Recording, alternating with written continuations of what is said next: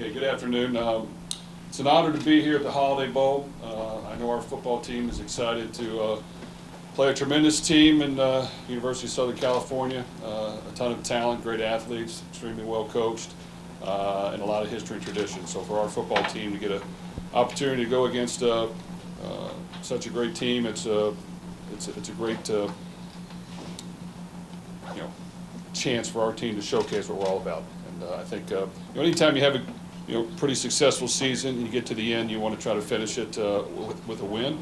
So I think our guys have worked hard. We understand it's important to come out and try to play well. And I know both teams will have some new players at some certain positions, but that's all part of the process now. And I know our guys are excited to get on the field.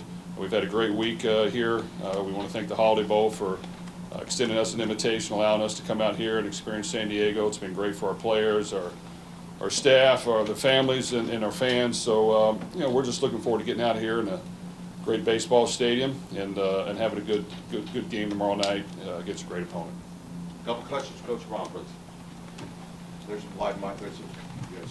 Put your hand up, please. Thank you.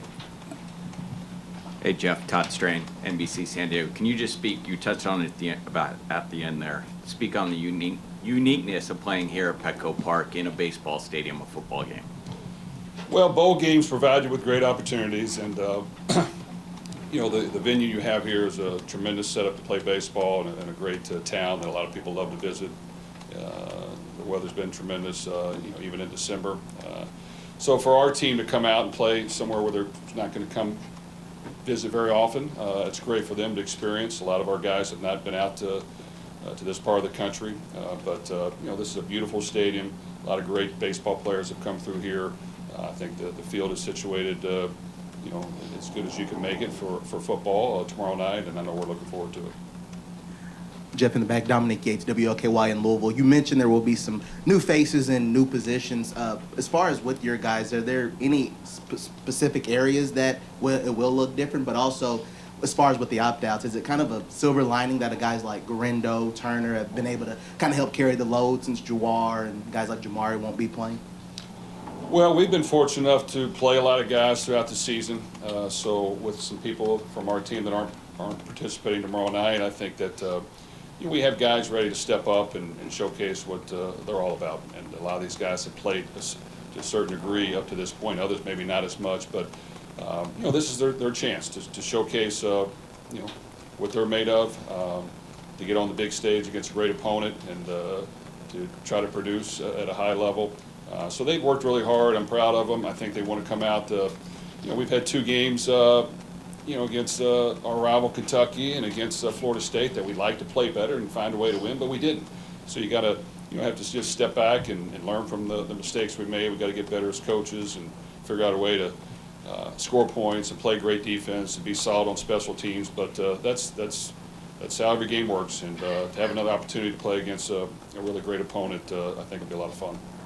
Okay, we're going to introduce Coach Riley next. Coach Riley, Lincoln Riley from USC. Then a couple questions, and we'll get them together, sit here, and you guys ask about other things.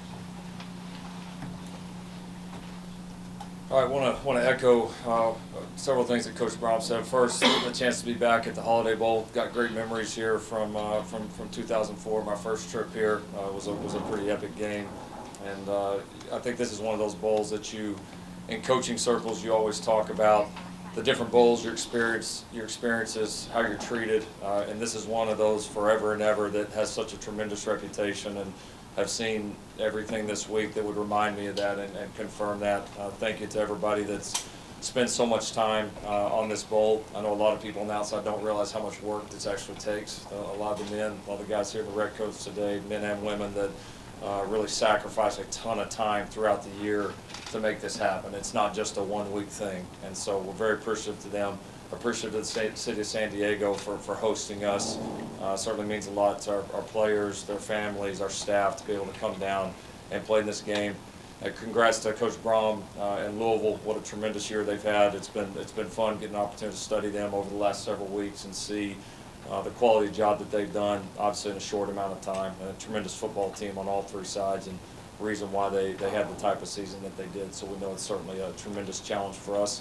And yeah, we're absolutely looking forward to the game. It's a unique game. Coach and I were talking about it on on the aircraft carrier the other day. It is a unique game in terms of the new players, the different players that are going to be available, how you piece it together, how you handle these last several weeks. It's been a little bit longer time for us than Louisville, obviously, with the way that our schedule's set up. So 6 weeks, like, we're ready to play. We're tired of practicing, tired of hitting each other. We're certainly ready to play someone else. So looking forward to that opportunity tomorrow as well. A couple questions for Coach Riley. Please. Put your hand up. Hey, Lincoln. Can you provide some clarity on who's going to be playing for you in the secondary and at tight end, what those spots look for you? Yeah, tight end will be, Carson Tabaracci will take probably the majority of it, along with Kate Eldridge. Had the unfortunate injury with Lake last week, which was really kind of a gut punch to the team. Just one of those as a coach. I think in all the years of doing it, I don't know that I've ever seen an injury like that in a bowl practice. So that's you hate that, and obviously we're big excited to get him back next season. But Tabo and Kate Eldridge will take the majority of them. Secondary's a little bit thin right now, as we know, but obviously several of those guys have practiced well. We've been able to take advantage of all this time to get some of these guys ready to go. So we'll see a lot of Prophet Brown, see a lot of Fagans, we'll see a lot of Jacoby Covington, we'll see a lot of Jalen Smith, certainly Beavers, Shaw, Max Williams. Those will be the majority of guys that will take the snaps. Question? You go right there. It's coming right there. Fire away. Coach Riley, from your days at Oklahoma, obviously a success story there. What have you moved from those years, to what you're doing now at USC? In other words, the experience that has advanced you. Yeah, I think we're all products of the experiences that we have, the different opportunities that we've had, the challenges that we faced. And so, yeah, I mean, I try to carry, probably like Coach Brown does as well, try to carry all the different experiences with me, the good, the bad, everything in between. Try to learn from it, and certainly try to bring our best out here to USC. We knew the challenge coming in here to help rebuild this. It's something that we're very, very passionate about, very, very excited about as we continue to go forward. And I think that's kind of why you get in this, right? Is for challenges like this and opportunities like this, and we've got one of the great ones. And really from a long-term perspective, looking forward to getting this thing back to where we believe it can be. We're going to have Coach Riley sit down here, and then we're going to fire up a couple more questions to the coaches, and then we get moving on with the day. Go ahead, you first. Lincoln, speaking about some of those young guys. Coach, and tell people where you're from, please. Chief Dino Wynn with the LA Times. Lincoln, you're talking about some of those young guys. A lot of the guys have been mentioning Jacoby Lane specifically. Seems like a big opportunity for him this week. What have you seen from him in practice? Yeah, he's done a nice job. He's able to play a few snaps for us there at the end of the season. He's a really, really talented young guy that's got a bright future for us. And I think a guy that our quarterbacks really trust, enjoy throwing the ball to. He's a pretty easy target. So yeah, I've been impressed with him. He's been one of the guys, and then honestly take a while to list them all throughout this bowl practice. But one of the guys I feel like has to take advantage of the reps, and certainly will have an opportunity to play a big role for us tomorrow night. Hey Lincoln, Luke Evans, OC Register. You've been talking about wanting guys with this program that really kind of want to be Trojans, want to be here, and maybe none more kind of fit that than Miller Moss. I mean, just for him to finally get a chance to start in this bowl game, what are you looking for from him in terms of how he can kind of lead this team and especially compete for that job, heading into spring ball? I'm excited for him. I really am. He's had a unique journey, in his time. The year before we came in, and even the last 2 years, he's a guy that has really hung in there. He's continued to put in work, even though that he wasn't the starter. He's learned our offense as good as any player on our roster, and I think really earned the respect of the team. So I know the coaching staff, the players around him are all really excited for him to play. There's no question about it. Excited to see him get his opportunity, and certainly wish we could have gotten him a few more this year. But I think he's taken advantage of kind of this 6-week build up to this. We've been able to pump a ton of reps into him, and I know he's very confident in what we do and how we're going to do it. And now you got to go execute it against a really good defense, and that'll be obviously a big challenge, but one that I feel like he's ready for it, and yeah, it'll be. He understands the opportunity that's here. I mean, you could argue he's been waiting 3 years for an opportunity like this, and so he's very ready to play, and the guys are ready to play around him. Right there. Yeah, Rick Bozich, WDRB in Louisville. Games like this have a long and strong history in college football. With the playoff going to 12 games next year and all these opt-outs and things, do either of you guys worry that some of the bowl games might disappear because of all that? Go ahead, Coach. Well, me and Coach Riley were just talking about that the other day when we were together. I think that times are going to change. I think everyone's really excited for the 12-team playoff to take into effect, and I think it added a lot of excitement to college football, a lot of interest from everyone, every fan of the game. So even myself, I think as a fan, you look forward to seeing that dynamic work and play out. So I think that'll be exciting. Obviously, the other bowl games, you're not quite for sure what will exactly happen there. So I don't have a definite answer there, but I think it is great that starting next year, 12 teams will have an opportunity to compete for a championship. Yeah, I would agree. I mean, I've been excited about the 12-team playoff for a while. I think it's something that certainly is needed to happen. Now, do I believe that that bowl games, that there's many other bowl games, this included, that are a big part of college football history, and we need to find a way to preserve them and integrate them in the new system? Hell yeah, I do. I mean, we do. There's just too many great memories, too many great players, too many great college football moments that we can't just put off to the side just because the playoff has changed. So there's a good way to get it done. I don't have all the answers, but I'll certainly be in full support of that when the time comes. In the back. Randy Silver, Dan Patrick School Sportscasting. Coach Brown, with 2 Pac-12 schools coming to the ACC next year, curious if you're using anything from this week learning about being on the West Coast to prepare for future games on the West Coast? Well, I think that next year we go to Stanford and play football, which will be a long trip for our team. So getting an opportunity to come out west and adjust to the different dynamics of long travel, I think will be beneficial. You try to just kind of study your opponents as you move into it, and of course we'll have to study a lot of things from the conference and get ready to play. But I think there's a lot of history and tradition with a lot of these teams, and we're excited to add Stanford and the University of California. I think they'll be great additions to our conference and add some excitement, and obviously there's a lot of change in college football in that regard. But for us, I think it'll be a great mix of 2 teams from out west that'll provide some excitement and interest across the country. We'll pass each other in the air. That's all right.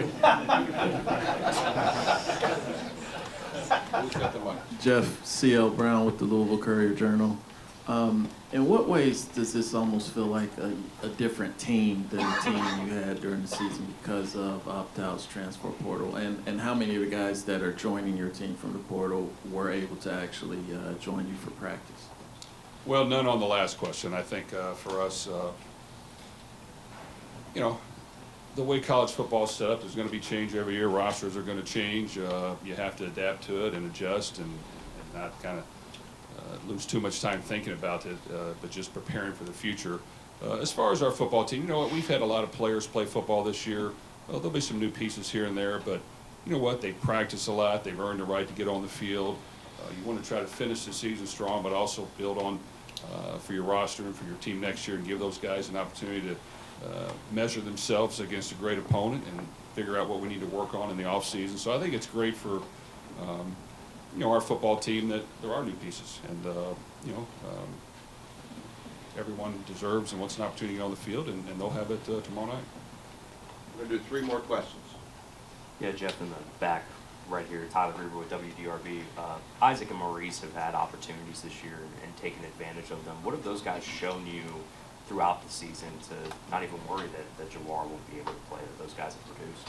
We like our running back room. Obviously, Jawar was a special talent, played outstanding through 6 games, had some injuries and some things that lingered throughout the rest of the season. Had to have a cleanup with his knee that caused him to miss the bowl game.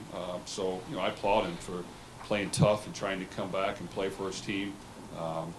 But in the meantime, Isaac has stepped in and done a good job, and he runs downhill hard. He's got good speed once he's out in open field. He's got good hands. Maurice is going to be a big piece of our team next year, and I think we need to try to help him have a good football game tomorrow night if we can. And there's other young running backs as well that could see the field. So I just think those dynamics always change. They prepared all year long. They put in a lot of time in practice, and it's time to go out and do it on the field. 2 more questions. Ready? But you've already asked one. Who hasn't asked one? There you go, Alexis. Go ahead. Alexis Cube, Louisville Courier Journal. Lincoln, you guys played Jack Plummer last year when he was at Cal. I guess, what do you remember from that game, and how much have you seen him grow just in the film that you've seen this year? Yeah, he's definitely grown. He's a good player, but obviously under Coach's tutelage, you can see, him continue to progress, and no surprise. Obviously, Coach has a tremendous track record with quarterbacks and offensive play, so no surprise to see him play at a high level in some big games and some big moments this year. So it seems certainly very comfortable with what they're doing offensively. He seems very, in command, knows where he wants to go with the ball. So, a talented kid that has some experience that's getting coached at a high level right now, and the tape certainly backs that up. Coach Riley, how you doing? Dwayne Douglas from the Cinnabody Right USC podcast. Just really quickly, can you go over what makes Louisville's red zone defense so tough? They've been a pretty tough bunch of guys to kind of score when you get there. And just to both of you guys, do you feel like the early signing period and transfer portal maybe should be moved back, because next year this time they'd be playing the playoffs? Yeah, the red zone defense, it's shown up consistently throughout the year. I mean, they've been a really good defense overall. I mean, that's and if you're a good defense, you're probably pretty good in the red zone. They've made it tough for teams to score.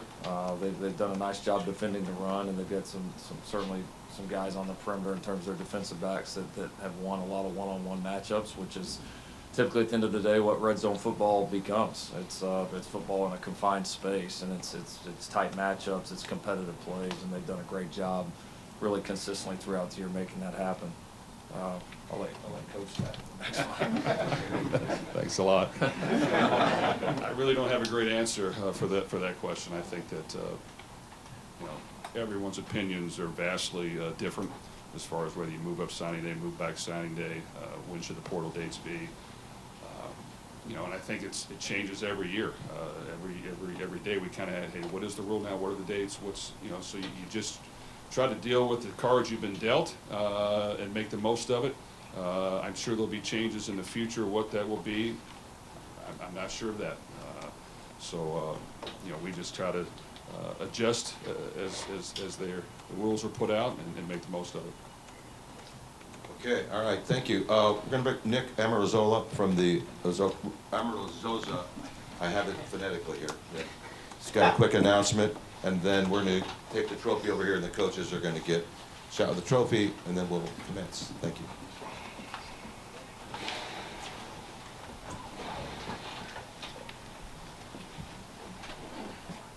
Thanks, Rick. On behalf of DirecTV, 30 years in the making, we have a special treat for the winning coach tomorrow. Just want to announce that the winning coach will be receiving an eggnog bath. Nog on the noggin. You can see the receptacle right over there. So one of these guys will hate me in about, 28 hours. But on behalf of DirecTV, all our employees all over the country, I want to thank Mark Neville and his team for the opportunity and want to wish good luck to both coaches tomorrow. Thanks, Rick. Thank you.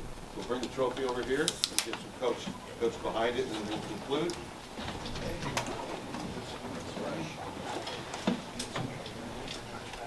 Hey, David Ferker, the man. Shot. Do what you need. You're good. If I don't, bro. Yeah, My wife's here. Can't fuck with you guys. No, our son's brilliant. Can you go over Well, you just watch me every time we meet up. Oh, believe me, we do. I do. I'm a fan. David Ferker, Yeah. your show. We're good. It's good? Yeah. Okay.